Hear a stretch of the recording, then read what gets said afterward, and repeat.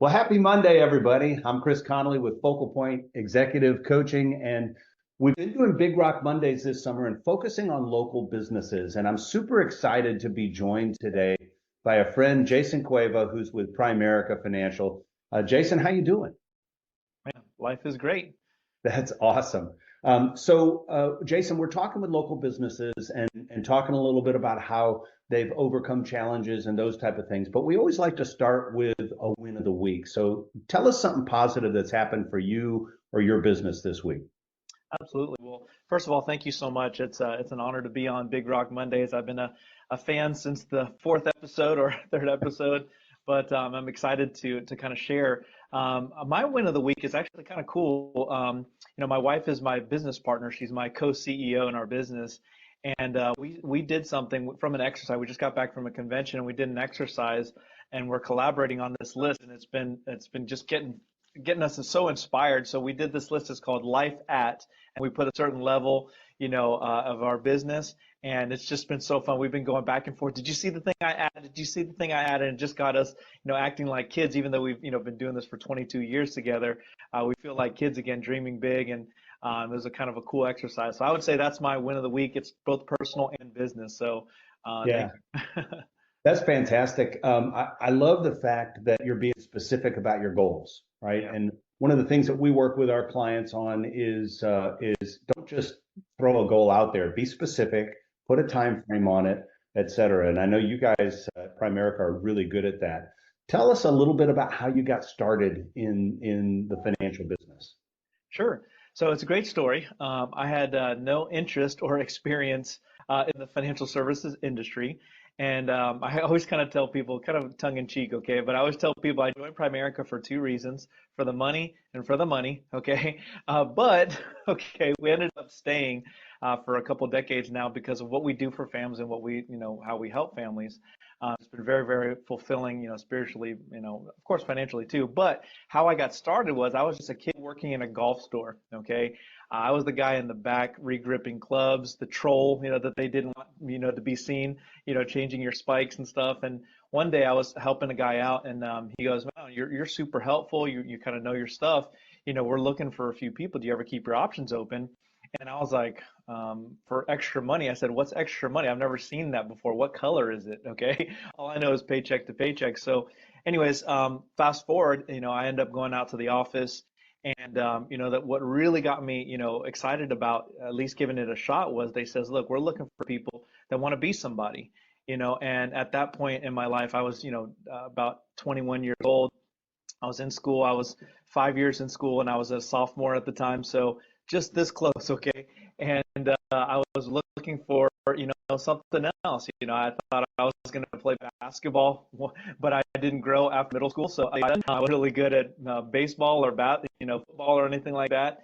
And this company says, "Hey, look, we're looking for people that want to go out there and do something special with their life. We want to be somebody." So I said, "I don't know anything about insurance or investments or any of that stuff, but man, I'm willing to give it a shot and try it. If you're willing to give me a uniform, I'll work harder." And that didn't always pan out right in the beginning because I thought, it was going to be easy. But it was worth it to kind of stick it through, mainly because we had good mentors and people led by example, and I just basically followed in their footsteps. So yeah, just a broke college kid living at home, working at a golf store. One day they asked me, so that's how I got started.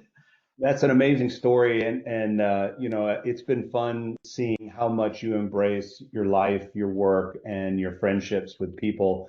And it's all based on attitude, from what I've seen, Oh, Jason. so true. And here you are, a couple decades later as a senior VP of the company and doing really great. And super exciting to see. One of the things that we talk about with our clients is the importance of somebody's attitude when you're hiring good people. And the fact that you walked in with that already as a win probably helped you be successful. Couldn't have been without its challenges, though. So tell us about one or two things that really you had to overcome to be successful. All right, so that's a fun one. I was thinking about that. the thing is, there's so many challenges. I'm trying to narrow it down because I just, I could go 2 days, right? But I will say in the beginning for sure was just being 21 years old. I'd only worked in retail and I was a very much a work processor. And I think this is what you help people with the most is that I was a work processor. I didn't understand the concept of being a work creator, right? So having, somebody tell me what to do, when to do it, how long to do it for was what I was used to. So when it's kind of like that transition from high school to college, right? The teacher says you can come if you want, right? You can, so what I learned was, working is optional, but so is success, right? And like I said, I didn't catch on very fast. I was very slow start. We ended up, being, some of the biggest accomplishments at a younger age because I just stuck with it. I kept showing up. They said you beat 90% of the people. Well, you beat 50% of the people by just showing up. You beat the next 40% by working hard. So you already beat 90%. I says I could do those two things, right? So, going from, like I said, being told what to do to kind of managing myself, still do, since 2007. But going from a work processor to work creator, that was an interesting challenge. And then, kind of learning, that you can be, bigger than your past, right? I would say I kind of got trapped for a little while in the early years, especially, to think, oh, my mom's a cleaning lady, my dad's a mechanic. Who am I to? And that was a tough transition afterwards. Looking back, I noticed. Looking back, I go, what made me be so, would get to this point, and then all of a sudden I would just peter out, or I would, be, which I thought was a crazy phrase. I was scared of success, right? Yeah. But once I got beyond and I'm still getting beyond it, by the way, so I'm not completely healed, but getting beyond, that level of, petering out and just kind of sticking through it and believing that there is more out there that we can give. That was some of my biggest challenges for sure. So, Jason, you'll never be done with it, right? It's the journey, not the yeah, destination, and you're on a great journey. When you think about what an ideal potential client might be for you, and you can't say old guys in red shirts because I'm already a customer, but when you think about who your ideal client might be, what would that person look like? sure. So, it's really simple. We are focused on middle income, right? Mainly because they're ignored. Okay, 3 out of 4 people sit in that middle income category. I hate to put numbers to it, but middle income and with young kids especially. Okay, because what we want to do is we want to take people by the hand and educate them on basic financial principles. I really look up to you, Chris, because of all the things that you've done. As a dad, as a long-term spouse, as your business, your business success, is huge. But you're actually not my target market, I would say. We're looking for those young families that didn't, have not had experienced that kind of success, but are looking for guidance with time tested, no gimmicks, okay? No, we're not going to try a play and one day, one news clipping, you could lose it all. No, Yeah.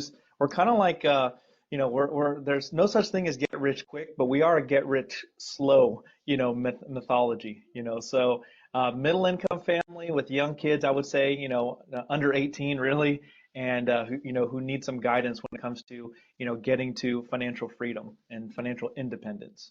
That's a So, great definition because, that middle America is the largest segment of our population, and it's also the most forgotten segment in all walks of life and in many and it's what businesses. makes our country great, Chris, because Yeah, other countries don't have a middle ground. That's either the right, haves or the have-nots. So I right. think, and not to get too, broad scheme, but, we got to protect and take care of that middle America because, Yeah, it's not like that. We're very, very blessed. I love this country. So, great, great. All right, last thing for you. I'd like to know something personal that many people might not know about you. sure. Okay. So, Or if you want to bit of publicly state your golf handicap before we play next week. No, because it could change, it could be going up. I don't practice, right? But so kind of a funny one, right? So I'm Filipino, right? I was actually born in South Carolina on the Navy base because my dad was in the Navy. I love fishing, but here's the weird thing. I don't eat any form or fashion of seafood. I'm not allergic to it, okay? I don't know, for some reason it just doesn't translate to food. And a lot of times that's really shocking. Like it's like I have Yeah, to remind people all the time. But yeah, if yeah, we go to Red Lobster, I'll have a a burger or a steak or something like that. yeah. But yeah, that's kind of a weird thing. And I even think it's weird. I mean, the Philippines is consists of hundreds of islands, so it should be in my DNA, but it's not. So there's just too much, I guess, too many good options that I found, as a young kid. And my parents, I guess, let me say no one time, and it became my Yeah. thing. So, but So has it's weird. that always been the case with you, or is that something that you developed during your childhood? My parents told me that I used to eat, seafood. Like I used to eat fried fish with them because we would, go fishing when I was a kid. But yeah, no, it's been like that pretty much since I can remember. And Wow. the funny phrase is that I always use as an excuse, okay, because I know there's a lot of great seafood out there, okay. But I've never heard anybody say, "Hey, try this burger. It doesn't taste very burgery." But somebody tells me, "You got to try this fish. It doesn't taste fishy," and I'm going, "Why wouldn't it why shouldn't it taste like what it actually is?" I thought that was a weird concept. So that's something that that really got me weird, got me Yeah. going on that. So Since now you it's like my to shtick. fish, yeah, since you like to fish, you and I have some common friends that are very avid fishermen. And I will tell you that there's always going to be a fish that somebody's going to tell you doesn't taste like fish. So Yeah. uh, that's interesting to know. So I'll remember that if we go out to eat again. All right. Yes, for sure. Well, Jason, I just want to thank you for being the closer on our summer series of focusing on local businesses. Thank you for your friendship and your leadership. Jason and I are also part of BNI, and that's where I got to know him initially. He's the president of our chapter, does a great job leading us. And thank you for your friendship and your guidance throughout that as well. And I look forward to watching you continue to be a success and making my kids rich. Hey, that means a lot coming from you because, like I said, and I really mean I look up to you just by the little time that I've got to know you. I've been really, really, excited and impressed because I like to, it's important the people you spend time around with. So I really appreciate being a part of this and helping out any way that I can. And I'm excited about us growing together. Thank you. Yes, Thank you for your leadership as absolutely. well. You've been a huge contribution to the chapter already. Great, thanks. All right, so team, as we close out the summer series, we're just going to leave you this one quote that I wrote behind me on the board by Abe Lincoln. Whatever you are, be a good one and focus on how to be a good one, right? So have a great rest of the summer. And Jason, thanks again for closing us out. And I look forward to seeing you next week. My pleasure. Thank you.